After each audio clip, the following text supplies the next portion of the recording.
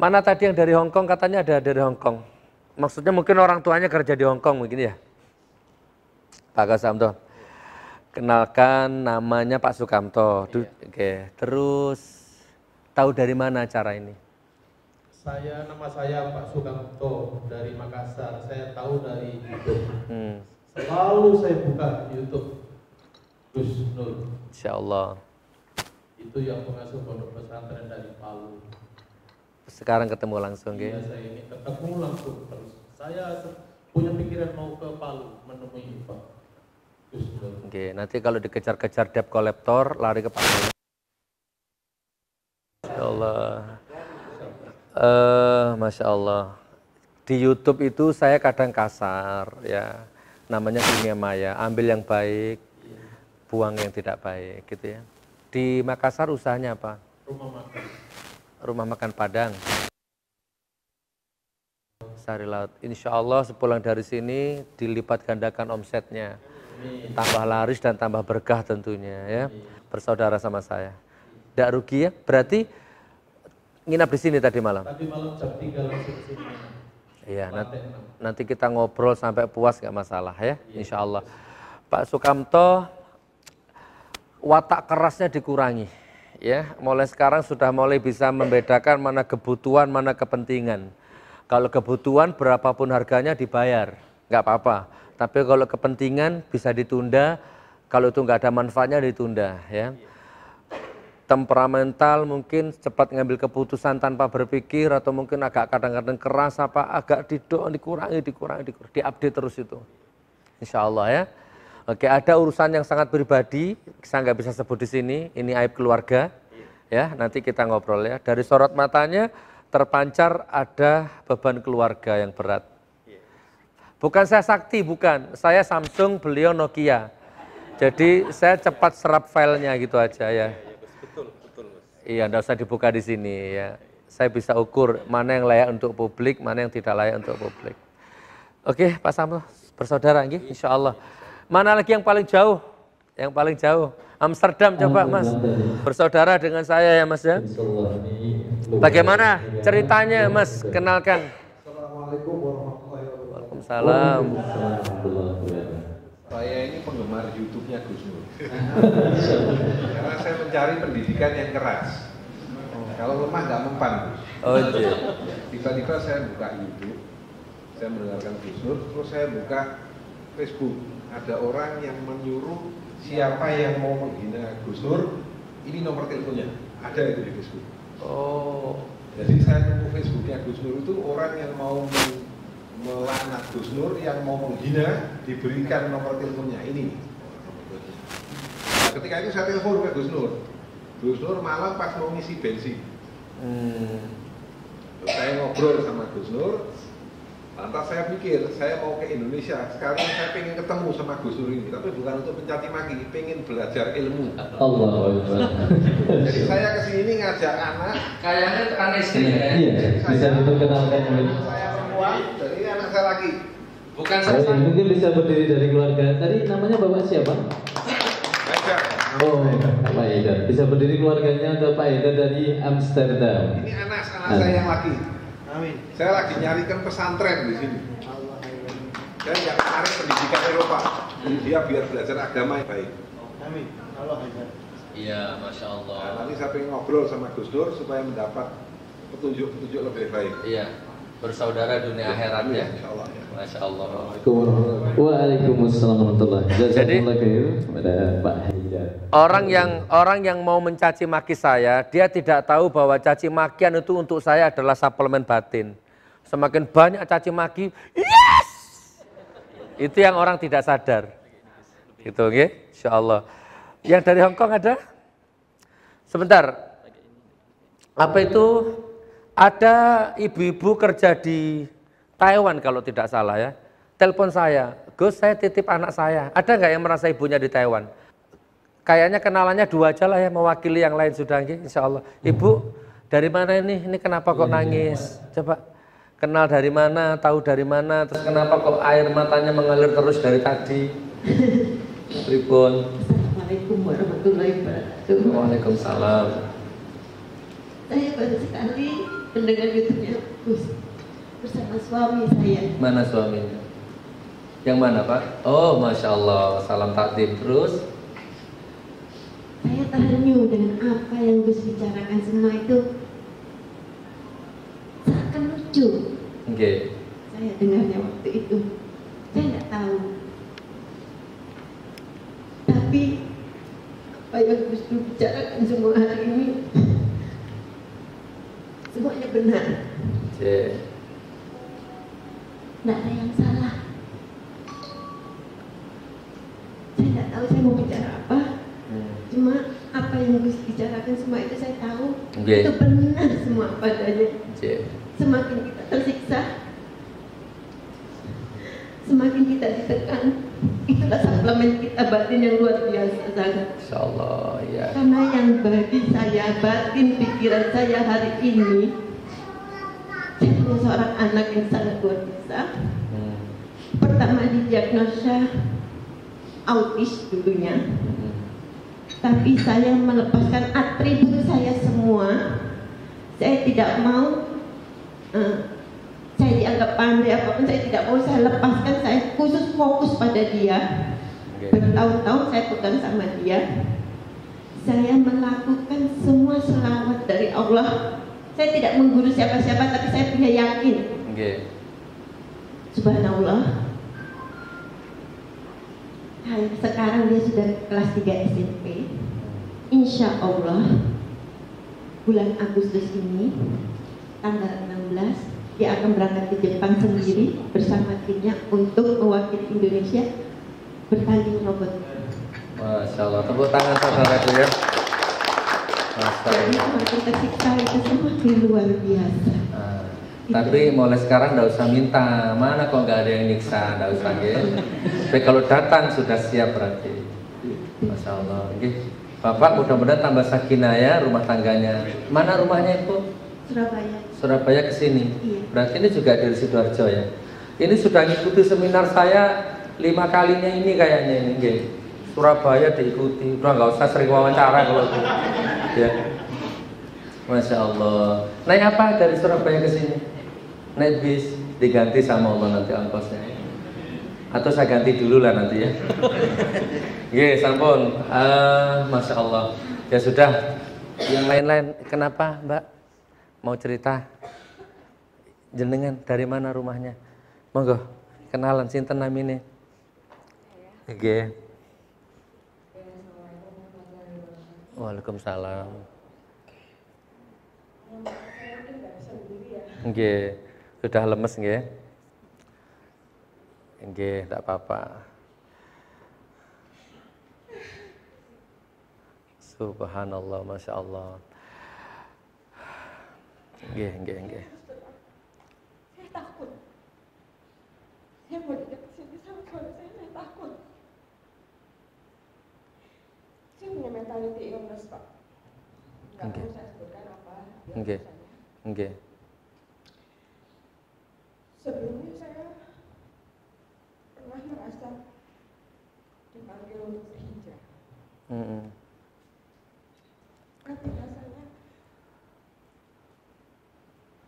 entah gimana, kalau hijrah saya entah ditolak, entah saya salah melangkah atau gimana. Sampai akhirnya saya marah. Saya tidak menemukan buat apa saya mendekat, buat apa saya melakukan ini semua, justru malah membuat saya semakin hancur. Paham. Saya berusaha mendekat sama Allah, tapi seolah-olah rumah tangga saya semakin. Nggih, sampun, paham. Saya takut. Saya takut mau kesini. Jualan batin saya nggak bisa tidur. Entah rasanya ini surprise atau saya ditarik ke rumah saya kemarin sampai saya bingung harus gimana nyikapinnya.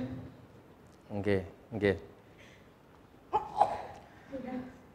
Pun paham, nggih. Saya udah bisa tarik semuanya, nanti disembuhkan nggih. Ibarat penyakit disembuhkan nggih, insyaallah intinya begitu. Masya Allah, nggih saudaraku. Ayo sekarang kita masuk ke materi inti ya. Sukses itu relatif ya, jangan terlalu ke materi, bukan. Ada orang yang sudah kaya kok, yang ikut pelatihan ini orang kaya, bahkan lebih kaya dari saya.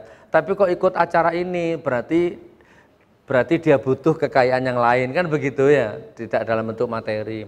Saya pun juga nggak kaya-kaya sekali, nggak. Pokoknya kita di sini berbagi ilmu lah, berbagi pikiran saja. Yang sehat tambah sehat. Kan ada orang tuh sukses, kaya, mobil punya, perusahaan punya, tapi rumah tangganya berantakan. Ya, kalau pagi itu suaminya ke barat, istrinya ke timur. Suaminya punya selingkuhan, istrinya punya selingkuhan. Dan sama-sama tahu, suaminya tahu, istrinya tahu. Dan anaknya juga tahu. Ada, tapi rumahnya kayak istana, saudaraku. Coba. Nah, terus minta solusi ke saya. Solusinya 2, rujuk, bangun nikah lagi atau cerai, hanya itu solusinya. Kalau seperti ini nggak bisa. Ternyata alasannya nggak bisa cerai, nggak bisa rujuk. Rujuk sudah nggak punya rasa, jadi nggak ada nafsu sudah, nggak ada sakinah mawaddah warahmah, nggak ada. Yang istri sering lihat suaminya sama perempuan, yang suami sering lihat istrinya sama laki-laki lain, udah sampai segitu mati rasanya. Nggak mungkin kalau rujuk, Gus. Kami walaupun tidur sekamar tuh udah kayak kakak adik. Nggak ada setrum sama sekali katanya. Padahal cantiknya luar biasa istrinya itu. Pertama ketemu saya tuh kan nangis tuh, hidungnya tuh merah jambu kalau nangis itu. Orang mahal kan itu, kalau saya lihat itu badannya itu kalau 20 juta ada itu. Oleh jilbabnya, cincinnya, kacamatanya, bedaknya, sandalnya itu orang kaya saudaraku. Tapi apa artinya? Hancur, nggak berguna. Masya Allah. Terus ya itu nggak bisa rujuk. Terus cerai kalau gitu, cerai pun nggak bisa. Pertama demi karir, nama baik di kantor, yang kedua demi anak-anak. Saya bilang, karirmu tetap akan hancur, anakmu tetap akan hancur kalau seperti ini. Mending cerai, anakmu akan belajar kerasnya hidup, bagaimana rasanya punya orang tua broken. Saya bilang gitu, sampai sekarang tidak mau dia, tetap bertahan. Maka kehancuran akan semakin dalam. Seperti itu Pak. Jadi ada orang yang kaya raya tapi nggak punya apa-apa. Istri nggak punya, harta nggak ada. Masya Allah ya. Jadi perempuannya ini hartanya dihabiskan untuk berondong ya. Dia punya pacar berondong lah ya. Laki-laki muda itu ya. Masya Allah. Oke, jadi ini intinya relatif. Ini dimensinya luas. Sukses ini dimensinya luas. Gitu nggih. Saudaraku, Masya Allah. Jadi monggo diterima saja materi ini. Kelebihan kekurangannya mohon maaf. Mungkin biasanya harus ada 2 slide-nya. Harusnya gelap, nggak terang. Ini kan kekurangan. Nah, nikmati kekurangannya, nggak penting. Yang penting bahasa tubuh ini. Yang penting silaturahim, gelombang batin ini nanti yang penting. Oke, saudaraku, saya putuskan ya, saya simpulkan. Ilmu pasti, kalau Anda lakukan ini, Anda pasti sukses. Saya berani tanda tangan di depan notaris. Monggo, hitam putih, metre. Lakukan ini, gitu ya, sistem. Nah, dan ilmu ini Anda sudah tahu. Ilmu ini sehari-hari Anda lakukan. Makanya malam ini saya hanya perlu ngunci saja, sugesti, cek dikasih ijazah, disalurkan aura sehingga mancep di hatimu, sehingga terbangun nanti itu. Ilmu-ilmu ini terbangun, terinstal sistem ke dalam hidup jenengan, maka yang sukses tambah sukses. Sari lautnya sudah laris, tambah laris. Ditutup orang, tambah buka. Dibikin sepi, tambah rame. Gitu kan? Asik kalau hidup seperti itu. Nah kurang lebihnya seperti itu ya. Masya Allah, Masya Allah. Oke, mana Dek? Coba buka nak. Gak apa-apa Ibu ya, yang gak bisa baca gak apa-apa.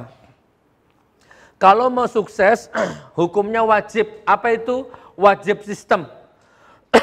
Install sistem. Orang tidak bisa sukses kalau nggak punya sistem.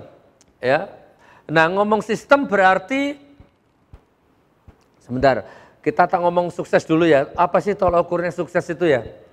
Kita ngomong kaya aja lah ya, biar ada rujukan lah. Nanti kembangkan ya. Kita ngomong ada Hotman Paris Hutapea. Itu orang kaya Pak, dia investor. Miliaran uangnya. Gitu ya. Terus ada siapa artis perempuan yang cantik sekali itu? Syahrini ya. Syahrini itu mungkin masuk kaya juga itu. Terus kemudian ada KFC. KFC itu omsetnya miliaran per hari. Dan orangnya nggak kerja, orangnya di Amerika duduk, tidur, golf, mancing, ke gereja. Hanya itu. Tidur, ngorok, ngiler itu miliaran omsetnya. Uang yang ngejar dia. Jadi yang punya KFC itu ngomong sama uang. Hei uang, rekeningku sudah penuh, tolong jangan masuk ke rekeningku ya. Sampai ngomong gitu tuh orang. Terus uangnya jawab, nggak ngurus siapa suruh jadi orang sistem. Uangnya masuk terus ke rekeningnya, nggak bisa ditolak. Nggak loading ya, ngutoyul lebih yang boten Bu. Itu namanya sistem, pelan-pelan ya. Kita urai pelan-pelan. Mau sukses berarti hidupnya harus sistem. Kalau orang nggak sistem itu kayak ikan kentir ikan mati yang hanyut di sungai itu loh. Itu orang nggak punya sistem. Sopo jari pangeran nerima yang pandum. Isu-isu kubule miring. Nerima yang pandum itu boleh. Lihat dulu orangnya kaya, sedekahnya banyak, nerima yang pandum. Bener. Yang dimakan susah, malas, kerja nggak punya, ngomong nerima yang pandum. Itu bukan nerima yang pandum, itu terpaksa. Itu dalih, itu alasan namanya. Oke ya. Jadi jenengan siapa? Ayo, mau nggak jadi orang yang sukses? Maksudnya itu ya kaya hartanya, kaya imannya, kaya pikirannya, kaya imajinasinya. Gitu loh ya. Kaya imajinasi ya kayak tadi itu. Dalam kondisi sakit bisa menyembuhkan orang. Dalam kondisi sedih bisa membahagiakan orang. Itu susah itu. Tapi kalau Anda bisa makom itu kena, maka Anda sukses sudah. Tidak akan ada orang yang bisa menjatuhkan dirimu. Mau sihir, mau santet, mau fitnah, gak ada yang bisa. Saya tiap menit difitnah orang. Tiap detik difitnah orang saya. Alhamdulillah tambah sehat. Nah sistem Pak, wajib sistem. Oke, saya sempurnakan yang ngomong sukses, ini kalau orang-orang multi level pasti dengar ini. Istilah kuadran kanan, kuadran kiri. Bapak Ibu saya tanya, sudah pernah dengar belum istilah kuadran kanan, kuadran kiri? Sudah pernah dengar? Sudah, ada yang belum? Coba yang belum, mana yang belum? Berarti tetap saya sampaikan kalau gitu ya, yang belum ya, kuadran kanan, kuadran kiri. Ini penting. Kuadran kiri itu 90% mayoritas orang itu kuadran kiri termasuk saya. Kuadran kiri itu kata Robert Kiyosaki ya, orang sukses di Jepang. Orang kuadran kiri itu kerja sekarang untuk sekarang. Jadi gini, dia kerja dulu baru dapat uang, itu namanya kuadran kiri. Dokter, pengacara, artis, itu kuadran kiri itu. Sari laut, ini rata-rata kuadran kiri semua ini. Dokter itu buka praktek dulu, ada pasien baru dapat uang. Kalau dia berani tutup prakteknya 1 bulan dia bangkrut. Itu namanya kuadran kiri. Buka dulu sari lautnya, ada pembeli baru dapat uang. Dibarter dulu waktunya, dibarter dulu uangnya, tenaganya baru dapat uang. Pak Sukamto tutup besok seminggu, maka seminggu nggak dapat uang. Ini kuadran kiri. Sampai di sini cocok ya? Anda semua kuadran kiri. Kerja sik baru dapat duit. Saya ceramah dulu, baru dapat amplop. Itu pun kadang nggak dapat amplop. Itu namanya kuadran kiri. Oke. Nah orang di kuadran kiri ini bisa sukses, bisa kaya, bisa enak. Tapi kabar buruk, monggo ini harus diterima. Ini kabar buruknya. Kuadran kiri ini kalau nggak cepat-cepat hijrah ke kuadran kanan, nanti 40 tahun ke atas, 50-55, dia pasti anjlok miskin. Dalam ilmu syariat itu pasti maksudnya. 40 tahun, 50 tahun umurnya ya, tenaga sudah nggak laku dijual, sakit-sakit. Banyak orang yang kerja di direktur staf di Pertamina, saya banyak kenalan. Turun dari mobil dibukain satpam, gini, tuh jalan sudah ada yang bawain, sudah ada yang ngantri, di depan kantornya ngantri. Itu banyak, wallah, begitu pensiun anjlok, ke rumah sakit naik angkot, rumahnya kering berdebu, auranya nggak ada, hidup di bawah belas kasihan anak-anaknya. Iya kalau anaknya kasihan, kadang anaknya jahat juga. Itu kuadran kiri Pak. Coba Bapak ke Probolinggo ke timur, saya nggak tahu kalau Surabaya ke barat, Surabaya ke timur. Di sana itu rata-rata gini, kalau Anda bertamu ke rumahnya orang, Assalamualaikum, Anda duduk di ruang tamu. Ini ya, ini tembok ini, separuh tembok. Itu anak sama menantunya yang di situ. Begitu Anda masuk ke dapur, separuhnya sudah bukan tembok lagi, tapi bambu. Nah orang tuanya tidur di situ. Anak sama menantunya di kamar, di kasur, di ruang tengah, di ruang depan, orang tuanya di dapur, campur kandang kambing. Itu realita. Padahal dulu orang tuanya pejabat, kaya. Karena kuadran kiri, begitu pensiun, anjlok. Omsetnya, kesehatannya, pikirannya, intelijensinya, imajinasinya, semuanya menurun. Le, duit-duit le, tuku rokok le. Rokok aja minta belas kasihan anak. Itu namanya kuadran kiri. Oke, ini bukan ngomong akhirat ya. Ini kan penting juga ini dunia ini. Akhirat penting, ini ngomong duniawi. Nah, kabar buruknya kita semua masih di kuadran kiri ini. Hati-hati kalau nggak cepat pindah ke kuadran kanan. Oke, sampai di sini paham. Jenengan kuadran kiri, kabar buruk ini, kuadran kiri. Nggak apa-apa, ini sudah kuadran kiri semua, nggak apa-apa. Tidak ada, ini hanya duniawi kok, Bu. Ya, kita nanti orientasinya ke akhirat. Nah sekarang kuadran kanan. Kuadran kanan ini, yang dimakan besok sudah ada, yang dimakan bulan depan sudah ada. Kuadran kanan ini, makin tua makin kaya, makin tua makin berwibawa, makin tua makin khusyuk sholatnya. Makin tua jalannya, tutur katanya makin Masya Allah. Ada itu orang kuadran kanan itu. Makin tua omsetnya makin deras mengalir, sedekahnya makin banyak, bisnisnya makin di mana-mana cabangnya. Itu kuadran kanan. Enak apa enak kalau kuadran kanan itu? Enak. Dan kabar baik, Anda semua masih ada kesempatan pindah ke kuadran kanan. Hari ini kita upgrade untuk pindah ke kuadran kanan dengan sistem ini. Gitu saudaraku ya. Ya, jadi kuadran kanan itu siapa ya kira-kira ya? Ya tadi itu KSC itu kuadran kanan itu. Walaupun dia nggak sholat. Apalagi kalau Anda sholat. Apalagi kalau Anda Islam, Masya Allah, ada Allah di dalam hatimu, terus posisi di kuadran kanan. Ya Allah, bukan Nabi tapi khalifah. Saya jangan dianggap takabur ya, jangan. Ini kita belak-belakan aja, jangan dianggap takabur. Hidup saya ini 90% itu sudah kesedot untuk agama Allah. Kadang makan aja telat, kadang saldo sampai habis-habis, tapi ketika orang butuh selalu ada. Gitu. Jadi saya bersyukur dengan kondisi seperti itu. Kuadran kanan sudah mulai saya raih pelan-pelan. Kuadran kanan itu gini, kalau saya sederhanakan, misalkan duniawi nih. Kos-kosan. Orang kalau punya usaha kos-kosan, maka dia sudah mulai masuk kuadran kanan secara duniawi. Tinggal makan, tidur, uang mengalir. Ya, kos-kosan ya. Apalagi kalau punya kos-kosan sampai 5 kota misalkan, 10, 20 kamar penuh semua. Satu kamarnya 750. Berarti kan tinggal sholat aja sudah. Sholat, zikir, ya, uang sudah mengalir terus tiap bulan. Walaupun nggak kerja. Monggo. Dikembangkan Pak. Itu kuadran kanan dari sisi duniawi. Banyak sekarang orang-orang sudah mulai melirik franchise. Kebab franchise, bakso franchise, rawon franchise, semua di franchise-kan sekarang. Itu bagian dari sistem. Oke, nggak apa-apa walaupun nggak loading nggak apa-apa. Bapak, kuadran kanan itu uang yang mengejar dia.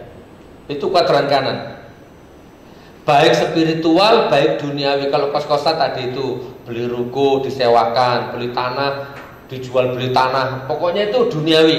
Nah kalau sufi, kalau spiritual, duduk, ya Allah beras habis, ya Allah, bruk datang beras.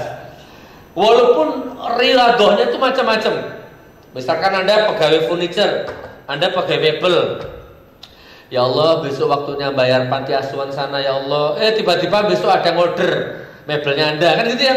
Itu kuadran kanan yang sulit dilacak. Itu bisa dicapai kalau hidup Anda bersistem. Oke, sampai di sini kuadran kiri, kuadran kanan sudah paham. Resiko kuadran kiri sudah paham ya. Mulai sekarang pikirkan kuadran kanan, mulai sekarang. Gimana caranya? Walaupun belum tahu caranya, dipikirkan saja. Itu namanya afirmasi. Ketika saya umur 15 tahun apa 17 tahun, saya lihat TV, Dorce Gama Lama. Tahun segitu ya, kan dia kaya raya waktu itu. Tiap hari ratingnya naik di TV itu. Ya, yang muncul di TV itu dia punya panti asuhan, punya masjid. Wah, pokoknya kaya raya dan dermawan. Saya dengan lugunya memberanikan diri nulis surat ke dia dengan tulisan yang jelek. Saya kirim amplop, saya bungkus amplop, saya kirim ke dia di alamat TV itu, Jalan Tendean itu. 10 kali saya kirim surat, 10 kali nggak pernah dibalas. Waktu itu hilang, nggak ada masalah. Walah, masih anak yang ngurusan iseng-iseng aja. Saya cuma nulis surat, Bunda Dorce, saya mau cari kerjaan, nyapu-nyapu boleh, cuci piring boleh, saya orang nggak punya, tolong saya, gitu. Udah. Umur segitu saya sudah mulai improvisasi. Yang saya tembus orang-orang yang kaya dan nggak direspon. Ternyata 6 bulan yang lalu, ini lewat, ini kan kejadian sudah bertahun-tahun yang lalu ini. 6 bulan yang lalu perjalanan ke Korea saya. Di Bandara Cengkareng itu handphone bunyi, nomor asing. Saya angkat, halo. Langsung besok Pak, Jancuk, Cak Nur, Jancuk. Kaget saya. Loh, siapa ini? Dorce, Cak, Dorce. Kan Dorce juga orang Surabaya. Besok di Surabaya itu biasa Pak, itu budaya. Intinya akrab, kaget saya, madeg gitu. Ada apa Dorce telepon? Intinya dia ngikuti YouTube saya, terus mau ketemu. Begitu tahu saya di bandara dan mau ke Korea, maka dia bilang, Cak, pulang dari Korea mampir ke rumah, hukumnya wajib, tak jemput. Oke, saya potong ceritanya, 4 hari di Korea, pulangnya saya dijemput sama dia di bandara pakai mobilnya dia. Jadi perjalanan ke rumahnya dia itu saya duduk di depan sama dia. Saya jadi ingat 15 tahun yang lalu waktu saya kirim surat itu loh. Aku ben kirim surat nang awakmu mbak, enggak kon bales kon saiki jemput aku kon. Kejadian Pak, walaupun nggak masuk akal. Makanya jangan pernah berpikir gagal, pesimis, aduh ya opo iki. Jangan. Pikir yang nggak masuk akal, nggak apa-apa. Siapa yang rumahnya masih ngontrak, nggak usah angkat tangan. Ayo, nggak usah angkat tangan. Kalau Anda rumahnya masih ngontrak, pulang dari sini cari perumahan-perumahan itu. Cari tanah kosong. Itu ada rumah ideal. Foto, jebret. Sudah nanti malam tahajudkan, kirim kepada Allah. Ya Allah, jadikan rumah ini milikku ya Allah. Walaupun gak masuk akal, ini sistem Pak. Ini afirmasi, kekuatan pikiran. 20 tahun lalu saya kirim surat ke Dorce, dijawab sama Allah 6 bulan yang lalu. Dia nyupiri saya, Cak, lagu-lagumu rekam lagi di studio saya. Akhirnya saya buat lagu 5, rekaman di studio dia, gratis gak bayar. Sampai sekarang jadi saudara sama saya. Orang-orang nasional, Ahmad Dhani, semua artis-artis sekarang berebut nyari saya. Kapok mau kapan kon? Dari mana Pak? Oh sekolah ya enggak. Karena dari keberanian menembus batas. Saya sudah mulai hijrah ke otak kanan ini.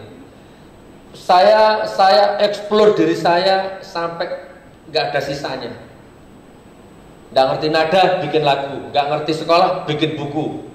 Entah ini mau bikin apa lagi saya habis ini. Terus dieksplor dalam rangka mencari kuadran kanan tadi itu. Oke. 1 tahun yang lalu saya ngantar, 3 tahun yang lalu saya ngantar anak saya, Safira Putri Nuraini, ada di YouTube. 7 tahun hafid Quran. Setiap hari saya ngantar sekolah pakai motor. Setiap hari. Belum ada momentum beli mobil. Suatu pagi di lampu merah berhenti, cek, hujan agak deres gitu. Di lampu merah, anak saya di depan, pakai helm. Saya noleh ke kanan, ada mobil putih, ada orang dipegang setir gini, di belakangnya ada 3 anak lagi main game, mau sekolah juga. Intinya gini, saya ngantar sekolah kehujanan naik motor, di sebelah saya ada orang ngantar sekolah pakai mobil, anaknya main game. Itu intinya. Langsung dapat momentum saya, ya Allah, andai kata saya punya mobil, anak saya murojaah di dalam mobil ini sekarang ini. Anak saya mengulang-ulang hafalan Al-Qur'annya ini. Harusnya anak saya nggak boleh kehujanan ini. Ini aset hafal Quran. Kenapa harus aku hujan-hujankan? Setiap hari kepanasan kalau pulang sekolah. Aku harus beli mobil ya Allah untuk anak saya. Jadi begitu anak nyampe sekolah, pulang nggak ke rumah, saya langsung ke showroom. Demi Allah, langsung ke showroom saya. Tak datangi showroom itu, tak lihat mobil-mobil itu. Nah, anak-anak keliling, intinya saya potong ceritanya. Saya lihat mobil, saya pilih warnanya. Saya dendam sama warna putih. Karena momentumnya warna putih. Begitu ketemu warna putih baru saya datangi. Kan ditemani sama salesnya itu, marketingnya itu. Mbak, boleh nggak saya masuk? Boleh, silakan. Nah, saya buka pintunya, saya tutup. Mbak, saya tutup ya? Iya. Saya pegang setirnya. Saya bayangkan anak saya ngaji di sebelah saya, murojaah. Saya bayangkan hujan-hujan itu. Kamu harus saya jemput. Ya Allah, jangan lama-lama. Minimal 1 bulan saya jemput. Saya jemput. Jadi mobil itu saya ajak ngomong. Ingat, ini sistem Pak. Jadi memang agak seperti gila-gila sedikit lah ya. Pun, nyampe rumah, saya potong ceritanya. 1 bulan kemudian mobil itu saya jemput. Dan sekarang mobil itu ada di rumah saya. Berapa minggu kemudian kejadian deja vu. Apa deja vu itu? Kayaknya kejadian terulang kembali gitu. Nganter anak sekolah, hujan pagi, waktunya tepat sama lampu merah. Berhenti saya. Seret. Mobil ini. Begitu saya noleh ke kiri, ada orang ngantarkan sekolah pakai motor kehujanan. Persis seperti saya waktu itu di situ. Ini namanya deja vu. Nah, adik, coba lihat itu. Dilihat sama anak saya, nggak paham anak saya. Apa Bi? Itu lihat. Iya, kenapa Bi? Tahu nggak? Ingat nggak waktu adik diantar habis sekolah pagi-pagi di lampu merah ini hujan-hujan adik? Iya, kenapa? Abi nangis waktu itu karena kelihatan ada orang main game, ngantar kanannya main game. Sekarang alhamdulillah cita-citanya Abi tercapai, bisa bawa anak naik sekolah dan adik sekarang murojaah di sini. Masya Allah. Paham maksudnya? Fikirkan yang rumahnya ngontrak, foto walaupun belum bisa beli, minimal bisa foto. Oh, nggak bayar foto itu. Kirim proposalnya ke Allah. Siapa yang pokoknya itulah apa yang jadi penderitaanmu, kirim ke Allah nanti ini. Saya harus berubah ya Allah, bukan untuk saya, untuk anak saya ya Allah. Wah, cari momentumnya Pak. Ini sekali lagi, ini gravitasi. Pikiran itu gravitasi. Kalau lemah, pesimis, maka Anda gagal selamanya. Bukan takdir Anda sendiri yang mencetak takdir Anda itu gagal.